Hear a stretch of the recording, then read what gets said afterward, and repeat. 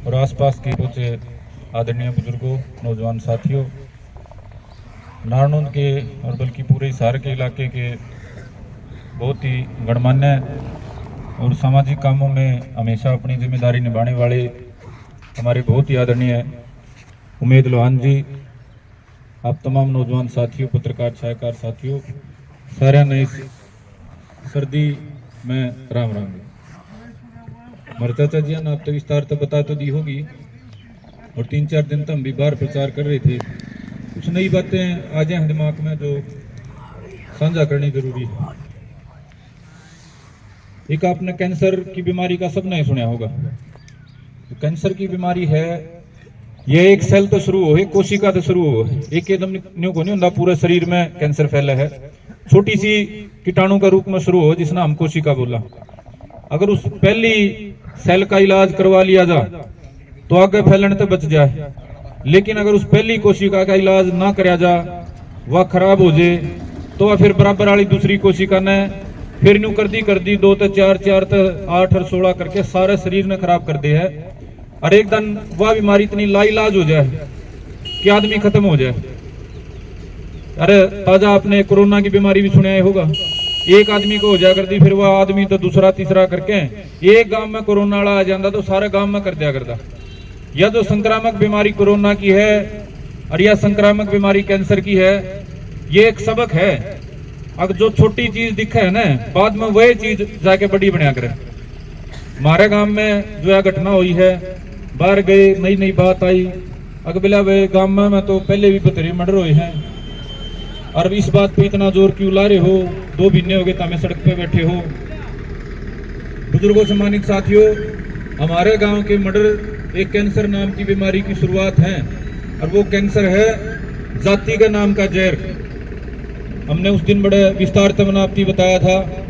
हरियाणा में मर्डर बहुत हुए हैं, रोज अखबार भरे पड़े हैं, लेकिन वे बिना दुश्मनी के, बिना किसी कोई लालच के, बिना कोई पैसे का रोड़े के, बिना कोई ठोस कारण के, सिर्फ जहर के कारण, और वो भी जातिगत जहर के कारण, ये पहली बार लगातार 2 मर्डर हुए हैं। और ये भी आप सब इस बात से वाकिफ हो कि अगर दूसरे मर्डर के बाद भी हत्यारे नहीं पकड़े जाते, आगे उन्होंने और लंबी लिस्ट बना रखी थी, जिसमें उन्होंने 5-7 आदमियों के तो खुले नाम बताए हैं पुलिस को, वो भी हमारे निशाना पे थे, और सब जातिगत जहर के कारण थे। मेरे आदरणीय बुजुर्गों, सम्मानित साथियों, ये सरकार वोट के लिए तो जाति के नाम पे जहर की राजनीति करती थी, और उसको थोड़ा थोड़ा करके समाज ने स्वीकार भी कर लिया था 3 बार इनको बहुमत देके। लेकिन पहली बार लोगों को मरवा के और उसके ऊपर कोई राजनीति जो हमने देखी, अगर वो कैंसर के रूप में आपने उसको बढ़ने दिया तो हरियाणा को बिहार बनने से कोई नहीं रोक सकता। सारे ने फूलन देवी का नाम आपने सबने सुना। वो को क्रांतिकारी नहीं थी, वो को समाज सुधारक नहीं थी, वो एक गैंग की लीडर थी जो जाति के नाम पर लोगों ने मारा करता। एक गांव में तेनू 60 के वे फलानी जाति के बाहर लिखड़े हो सारे, और लाइन में लाके कसूर बेकसूर आदमी लुगाई उसने बाढ़ा तो गोलियां गल मारे थे। वो जो उस जाति का जहर की शुरुआत बिहार में, मध्य प्रदेश में हुई थी, वह भी छोटी छोटी बातें तो हुई थी। अगर कोई समझदार आदमी है तो इस बात तो गहरे दर्द से वाकिफ है कि बुढ़ाना गांव की जो घटना है यह किसी आम सामान्य मर्डर हत्या के जैसी नहीं है। अगर दुश्मनी में मार रखे होंगे कोई बात नहीं जी, फलाने की दुश्मनी थी, गांव थोड़ा जैसा सहयोग बना करके थाना चौकी ले जाके संतुष्ट हो जाता। लेकिन एक जाति विशेष का होने के कारण उन बालका के मन में इतना जहर पैदा होया, वो आगे जाके के रूप लेगा, वो गांव ने बर्बाद करेगा, इलाका ने बर्बाद करेगा, हरियाणा ने बर्बाद करेगा, और देश ने भी बर्बाद करेगा। इस डर के कारण हमारे गांव ने हिम्मत दिखाई, और धन्यवाद करेंगे पूरी 12 खाप का। हम जिस भी गांव में गए बहुत तकड़ा समर्थन सहयोग आशीर्वाद मिला। नारनौंद ने आसपास के तमाम गांवों ने बिना बुलाए भी अपना सहयोग समर्थन दिया।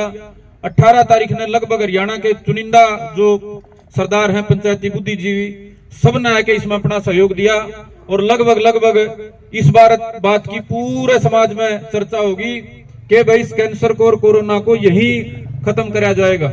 आगे हरियाणा में जाति के नाम पे कोई जहर ना हो, किसी बालक का मन में, 12, 15, 17 साल के बालक का मन में यो उन्माद ना आवे, अगर फलानी जाति के 2 आदमी मार कर फलानी जाति को मैं सबक दे दूं, दहशत बना दूं। अगर ये उन्माद अगर बढ़े आ गए तो आज तो गांव में 2 थे, गांव में भी 20 हो जाएंगे और इलाका में घाटा ही नहीं रहेगा, फौज बन जाएगी जाति के नाम पे।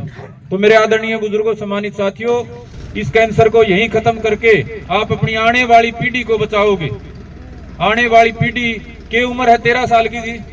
13 साल का बालक 8वीं क्लास का बालक वो है।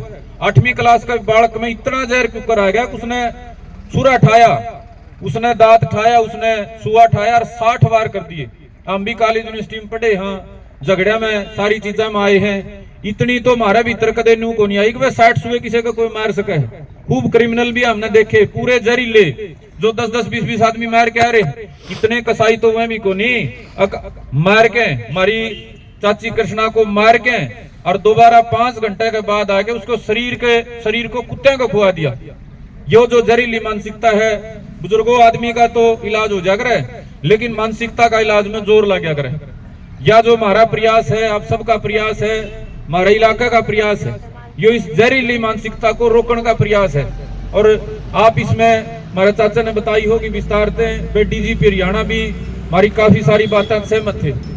हमने बिल्कुल थोड़े से टाइम में उनको इंगित कर दिया था कि हरियाणा में जाति के नाम पे जहर फैलाने वाले, हमारी मिर्चपुर की जो घटना थी उसके बाद हिसार में ज्यादा सक्रिय हैं जी, और सरकार को ज्यादा ध्यान देने की जरूरत है। एक इलाका ऐसा हो जिसमें पहले तो शांति हो, और एक इलाका ऐसा हो जड़े ऐसे नकारात्मक प्रयास, समाज ने तोड़न के प्रयास, लोगों में जय भरण के प्रयास ज्यादा चल रहे हों। तो थोड़ा ज्यादा प्रयास की ज्यादा आवश्यकता हमने महसूस करी। उस बात पर वो सहमत भी थे, टीम भी बनाई है। लेकिन चूंकि ये बात बड़ी है, लड़ाई बड़ी है, और हमने बहुत बार ऐसा महसूस होया है कि सरकार का स्तर पर जांच को प्रभावित करने की कोशिश हुई है। ना तो ये जो जिले के अधिकारी हैं भी कोई पागल नहीं है, IAS, IPS, HCS, HPS level के जो अधिकारी हैं उन्हें चीजें तो सारी क्लियर हुए। कई तरह का दबाव जो उनके ऊपर बना दिया जा है, वह भी अपनी कलम बदलने पर मजबूर हो जाए। तो हम नहीं चाहते दोबारा जो जांच शुरू हुई है उसमें कोई खिलवाड़ हो, इसलिए हम सारा जोर लगा के इस बात ने पूरे हरियाणा ने लामबंद करने का प्रयास करेंगे। और 6 तारीख का जो प्रोग्राम हमने रखा था उसमें पहले से भी ज्यादा ताकत लाके सच्चाई के पक्ष में एक सुनिश्चित करांगे। सरकार का कोई आदमी, बाहर का कोई आदमी, कोई और तरह का अफसर न्याय की बात करने की बजाय उसमें टाल मटोल ना कर पावे। हमने पहले एक हमारे पर गलती हो गई थी, शुरू में वो पकड़ा दकड़ी होंगे हमारा धरना खत्म कर लिया था। हमारा न्यू होगी ले भाई सरकार ठीक लाइन पे चाल पड़ी, लेकिन सरकार ठीक लाइन पे नहीं चाली थी, वो तो मौका का दबाव था, मौके में पकड़ने पड़ गए। इस बार हम पहले तय रोज मजबूत होवांगे। 6 तारीख ने अपनी सारी ताकत लाके जो ज्ञापन देने का काम है उसने करांगे, और उम्मीद करांगे जब तक SIT भी अपनी जांच शुरू कर देगी, उसके बाद जिस हिसाब के नतीजे आएंगे, अपन ने 19 की तारीख रखी है, 6 के बाद उस पर भी चर्चा करांगे।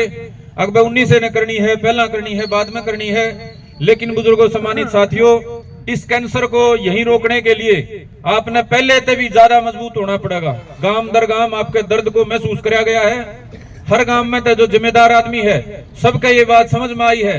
अगर बेटा यह बात आड़े नहीं रुकी तो फिर को नहीं रुकती है, क्यों सरकारों में भी से लोग बैठे हैं, और जो अपराध जगत है उसमें भी इस तरह के जहरीले आदमियों ने अगर सहारा मिल गया, 10-20 का टोल इकट्ठा हो गया जेड़ा में, तो फिर रामा के ना, फिर तो ईब तो ये चक्कू चूरे ले रहे थे, फिर ये बंदूक बड़े हथियार ले आएंगे, फिर कौन इनका आगा लेगा।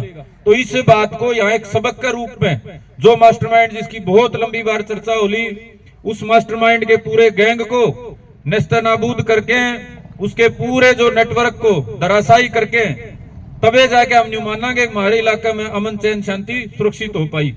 तो आप सबने बार बार अनुरोध है कि जी 6 तारीख ने ना चुकी हो, गांव में तो भी घर गलत 2 आदमी हो जा, हमारे काके और काकी और भाई 3 हो जा, 4 हो जा, जितने आदमी हो, एक बार जाके संदेश हमने जरूर देना है मजबूती का कि भाई हम पहले से भी ज्यादा इस बात की जरूरत महसूस कर रहे हैं कि सरकार इस बात ने आड़े बंद करे जो बुढ़ाने से जिसकी शुरुआत हुई है। जाति के नाम पे आदमी मारने की शुरुआत, जाति के नाम पे समाज के विनाश की शुरुआत।